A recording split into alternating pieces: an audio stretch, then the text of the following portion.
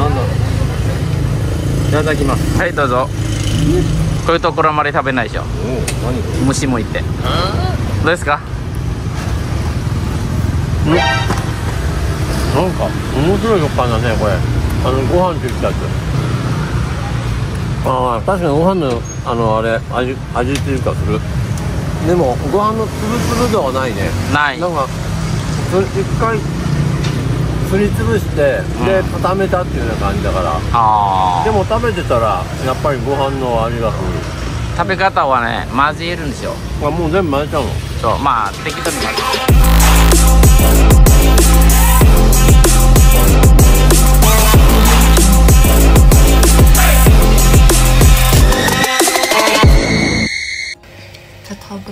Ketoprak. Ketoprak. Taste us. Taste us. How is it? I've never had anything like this before. Yeah. It's good. Right. It's sweet.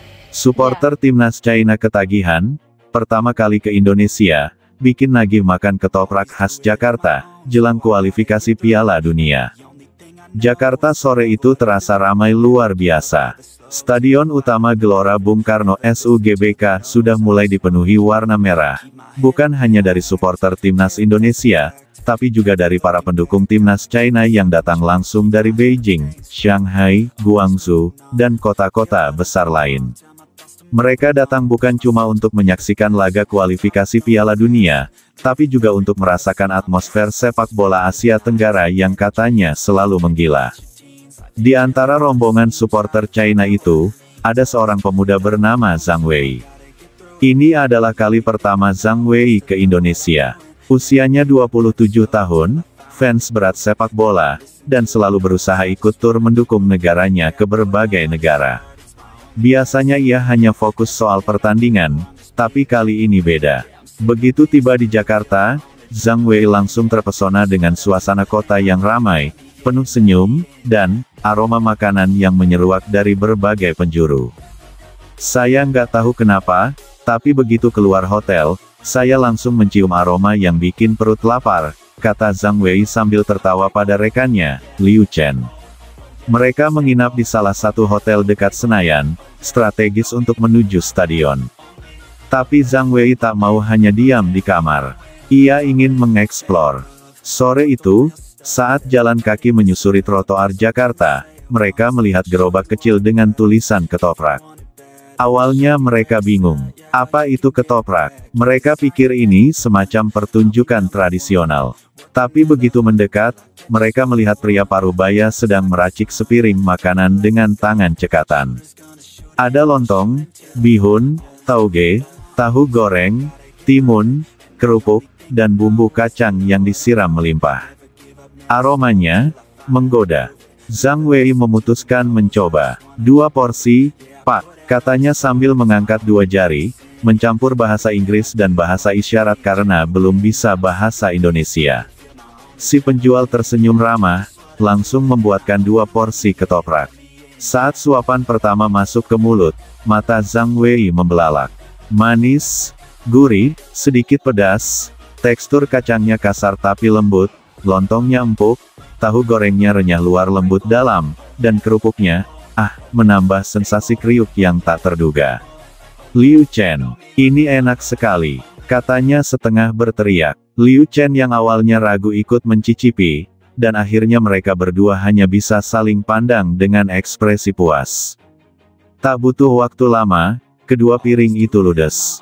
Mereka bahkan memesan lagi 1 porsi untuk berbagi. Si penjual tertawa kecil, senang melihat 2 orang asing begitu menikmati makanannya. Enak, enak sekali. Apa nama ini? Tanya Zhang Wei penasaran. Si bapak penjual ketoprak hanya tertawa sambil mengucap pelan, ketoprak, khas Jakarta. Zhang Wei langsung mencatat di ponselnya, ketoprak, Jakarta. Special food, must eat. Sejak hari itu, selama beberapa hari jelang pertandingan, Zhang Wei dan rombongan supporter China sering mencari ketoprak. Bahkan mereka mulai bisa mengenali gerobak ketoprak di pinggir jalan. Itu, gerobak yang warna merah ada kacangnya. Kata Liu Chen semangat. Mereka bahkan sempat mengajak beberapa wartawan olahraga dari China yang meliput untuk ikut mencoba. Media sosial Zhang Wei pun dipenuhi unggahan tentang ketoprak. Di Weibo, ia menulis, "Saya ke Indonesia untuk sepak bola, tapi pulang dengan kenangan kuliner. Ketoprak, kau membuatku jatuh cinta." Unggahan itu viral di kalangan fans sepak bola China yang penasaran, makanan apa yang bikin supporter ketagihan. Bahkan salah satu media China menurunkan artikel ringan, supporter timnas China temukan surga kuliner di Jakarta, ketoprak, makanan sederhana yang mengguncang lidah. Mereka mewawancarai Zhang Wei yang dengan semangat bercerita tentang petualangan makannya. Ia bercerita bagaimana rasa ketoprak begitu pas untuk lidah orang China, yang terbiasa dengan kombinasi rasa gurih dan pedas. Di China, kami punya makanan dengan saus kacang juga, tapi berbeda. Ketoprak punya keunikan tersendiri, katanya. Hari pertandingan pun tiba. Di luar stadion, para supporter China yang sudah saling cerita soal ketoprak bahkan membuat lelucon, "Nanti kalau menang, kita traktir ketoprak 1 gerobak." Suasana begitu cair, bahkan supporter Indonesia yang mendengar mereka bercanda ikut tertawa. Zhang Wei merasa pertandingan itu bukan hanya soal menang atau kalah. Baginya, datang ke Indonesia memberi pengalaman yang tak bisa diukur dengan skor. Ia menemukan kehangatan warga lokal, kekayaan budaya, dan tentu saja, rasa nagih dari ketoprak. Setelah pertandingan selesai, China akhirnya bermain imbang 1-1 melawan Indonesia. Zhang Wei memutuskan satu hal, sebelum pulang, ia harus makan ketoprak sekali lagi. Malam itu, bersama beberapa supporter lain, mereka kembali mencari gerobak ketoprak favoritnya. Mereka duduk di pinggir jalan, di kursi plastik kecil, menikmati sepiring ketoprak sambil ngobrol tentang pertandingan. "Saya tak menyangka, datang ke sini untuk bola, tapi pulang membawa cerita makanan," kata Zhang Wei sambil tersenyum puas. Sebelum pulang ke China, Zhang Wei membeli beberapa bahan di pasar, saus kacang instan, bihun kering, dan kerupuk. Ia ingin mencoba membuat sendiri di rumah, meski tahu rasanya mungkin tak akan sama. Di Bandara Soekarno-Hatta, Zhang Wei menulis status terakhir sebelum terbang pulang, "Terima kasih, Indonesia.